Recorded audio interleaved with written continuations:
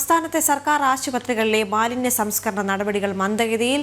മാലിന്യ സംസ്കരണത്തിനുള്ള കൃത്യമായ സംവിധാനം അതാത് ആശുപത്രികളിൽ ഒരുക്കണമെന്ന് കേന്ദ്ര പരിസ്ഥിതി മലിനീകരണ നിയന്ത്രണ ബോർഡ് പലതവണ സർക്കാരിന് നിർദ്ദേശം നൽകിയിട്ടും നടപടിയില്ല. തമിഴ്നാട് മാലിന്യം തള്ളിയ സംഭവത്തിൽ രൂക്ഷ വിമർശനം ഉന്നയിച്ച ദേശീയ ഹരിത ട്രൈബ്യൂണൽ.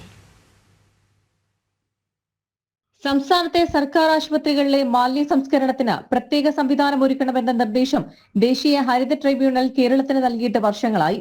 കേന്ദ്ര പരിസ്ഥിതി മലിനീകരണ നിയന്ത്രണ ബോർഡും ഇതേ നിർദ്ദേശം സർക്കാരിന് നൽകിയിരുന്നു. എന്നാൽ യാതൊരു നടപടികളും സർക്കാർ സ്വീകരിച്ചിട്ടില്ല. സംസ്ഥാനത്തെ സാമ്പത്തിക പ്രതിസന്ധിയാണ് കാരണമായി ചൂണ്ടിക്കാട്ടുന്നത്.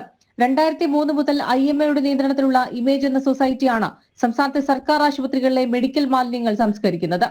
എന്നാൽ ഇമേജിന് കുടിശ്ശിക ഉള്ളതിനാൽ മാലിന്യം ഏറ്റെടുക്കുന്നത് ഇമേജ് വെട്ടിക്കുറച്ചിരുന്നു.